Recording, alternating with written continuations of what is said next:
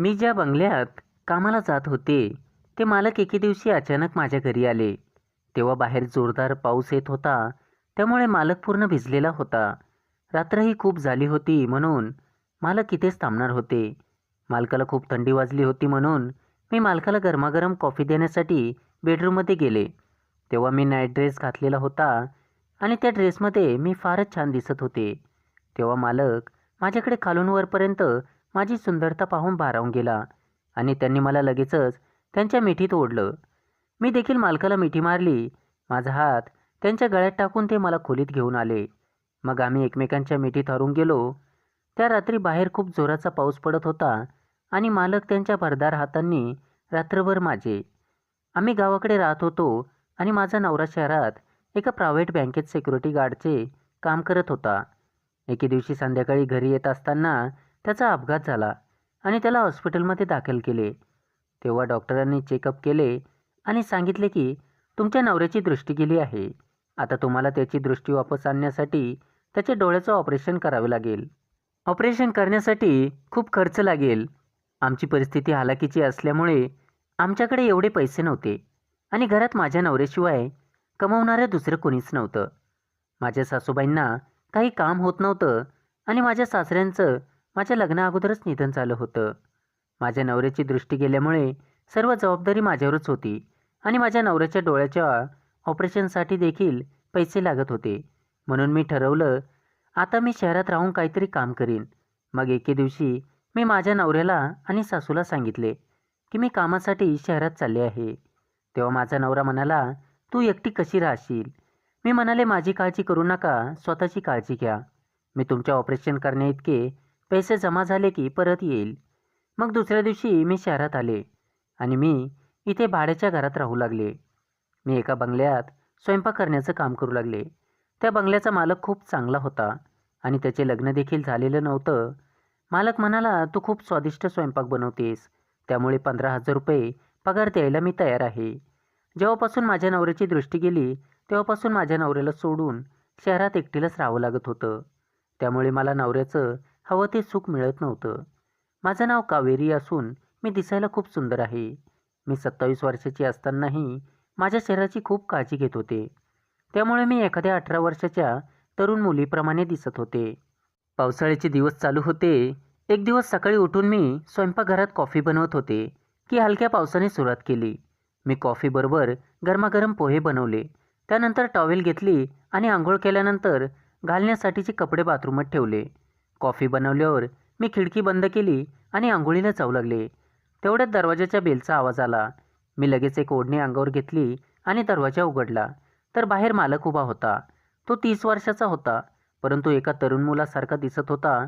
तो म्हणाला, कावेरी, मी तुझ्यासाठी एक छान शॉर्ट ड्रेस घेऊन आलो आहे. मी म्हणाले, याची काय गरज आहे? मालक म्हणाले, तुम्ही एवढ्या इमानदारीने माझं घर सांभाळता, माझ्यासाठी जेवण बनवता, माझी खूप काळजी घेता, त्यामुळे माझ्याकडून हे एक छोटंसं गिफ्ट. तो ड्रेस देताना त्याच्या हाताचा माझ्या हाताला स्पर्श झाला तेव्हा मला विजेचा झटका लागल्यासारखं झालं. मी एक नजर त्याच्याकडे पाहिलं आणि स्मित हास्य करून जाऊ लागले. तेव्हा तो म्हणाला की थोडं पाणी मिळेल का? मी पूर्ण दरवाजा उघडला आणि म्हटलं, तुम्ही तर बऱ्याचपैकी भिजलात, आत या. मग मी तो ड्रेस सोफ्यावर ठेवला आणि स्वयंपाकघरात पाणी घेण्यासाठी गेले. काही वेळाने मी त्यांना पाणी दिलं. मला तो मालक खूप चांगला वाटला म्हणून मी त्याला पाण्यासोबत काही खाण्यासाठी विचारलं. कारण बाहेर पाऊस चालू होता. मी म्हटलं, कॉफी करू का तुमच्यासाठी? सुरुवातीला त्यांनी नकार दिला, पण त्याला माझ्याबरोबर काही वेळ घालवायचा होता म्हणून त्यांनी नंतर होकार दिला. मी घरात एकटीच होते आणि एकट्या बाईला पाहून कोणत्याही पुरुषाची नजर बदलू शकते. त्यातले त्यात मी दिसायला देखणी व रूपवान आणि भरदार शरीराचे होते.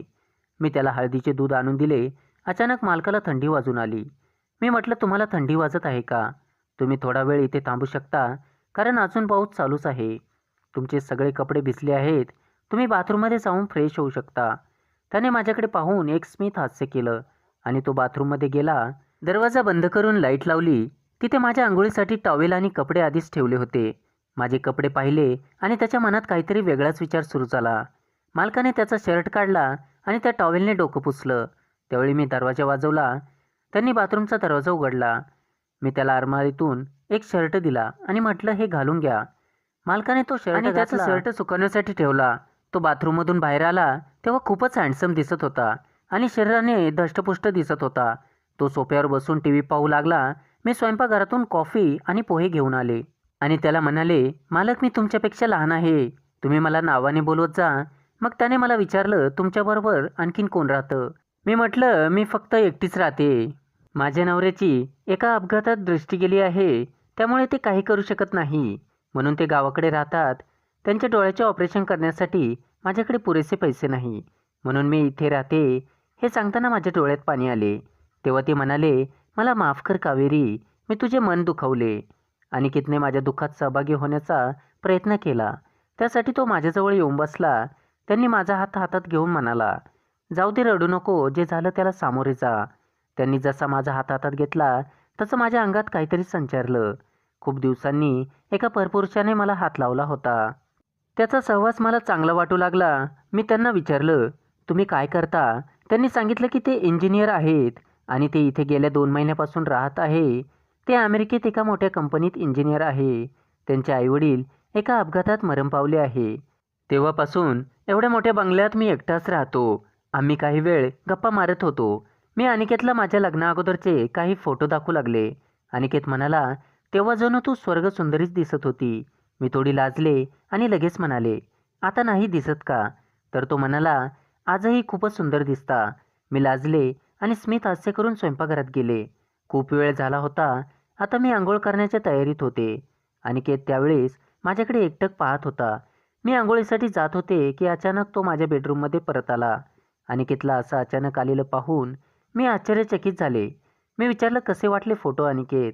म्हणाला, खूप सुंदर, अजूनही तुम्ही किती सुंदर दिसता.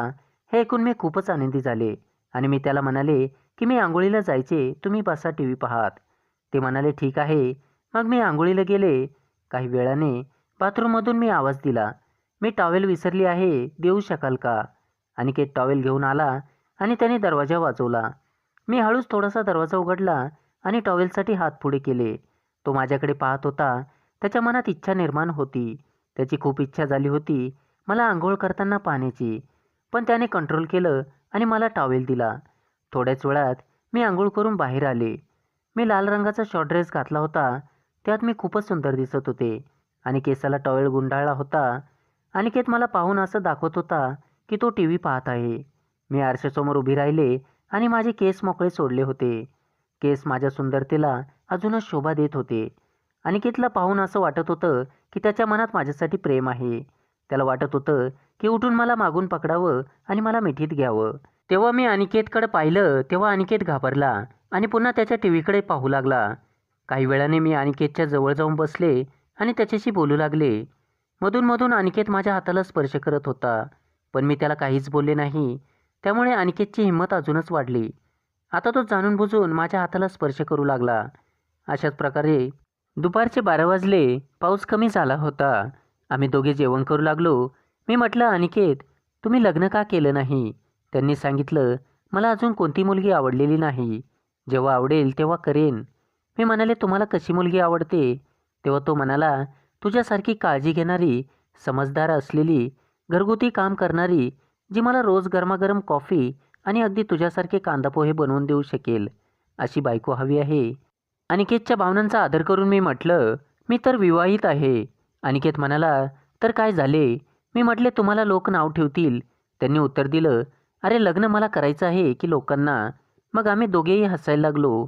संध्याकाळी 5 वाजले होते. त्यावेळी अनिकेतला फोन आला. त्याच्या काकीने फोन केला होता. तो बोलण्यासाठी बाहेर गेला. मी दाराला कान लावून अनिकेतचे बोलणे ऐकत होते. अनिकेतने ओळखले की मी दाराजवळच आहे. म्हणून अनिकेत म्हणाला, नाही काकी, आता मुलगी पाहण्याची गरज नाही.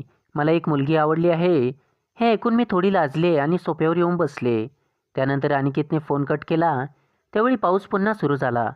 मी अनिकेतला थांबवले आणि म्हटलं, वाईट मानू नका, पण आज इथेच थांबा. अनिकेतलाही माझ्याबरोबर पूर्ण रात्र थांबायचे होते. मी म्हटलं, मी किचनमध्ये झोपेन आणि तुम्ही इथे बेडरूममध्ये झोपा. त्यांनी उत्तर दिलं, नाही, मी किचनमध्येच झोपेन आणि तुम्ही बेडरूममध्ये झोपा, कारण हे घर तुमचं आहे. माझ्या तोंडून निघलं गेलं, हे घर तुमचंही आहे. हे ऐकून अनिकेत खूप खुश झाला. त्यानंतर मी बेडरूममध्ये झोपले आणि अनिकेत गेला किचन घरात झोपण्यासाठी. आम्हाला दोघांनाही झोप येत नव्हती. मी पाहिलं की अनिकेत बेडरूममध्ये मला पाहण्यासाठी आला आहे, पण तो मला पाहिल्यावर पुन्हा परत गेला. कारण त्याला भीती होती की आता त्यांनी माझ्यासोबत काही केलं तर मी त्याला नकार देईन.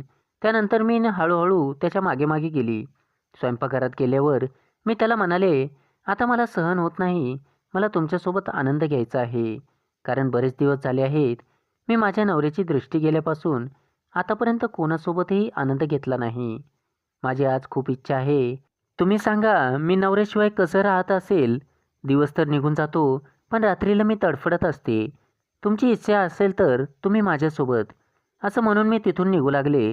त्याने माझा हात धरला आणि मला म्हणाला, तू माझी एवढी काळजी घेतली आहेस आणि तुला खुश ठेवणं माझं कर्तव्य आहे. काळजी करू नको, बेडरूममध्ये चल. त्यानंतर आम्ही बेडरूममध्ये गेलो आणि मी लाईट बंद केला.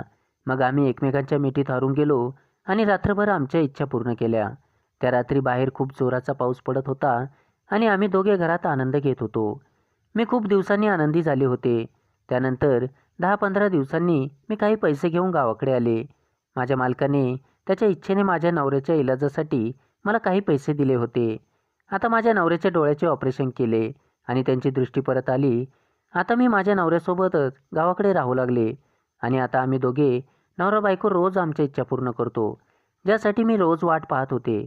आता माझा नवरा माझ्या हक्काचा माणूस आहे, जो मला रोज रात्री आनंदी करत असतो. मंडळी, जर तुम्हाला कथा आवडली असेल तर व्हिडिओला लाईक करा, कमेंट करा आणि चॅनलला सबस्क्राईब करा. धन्यवाद.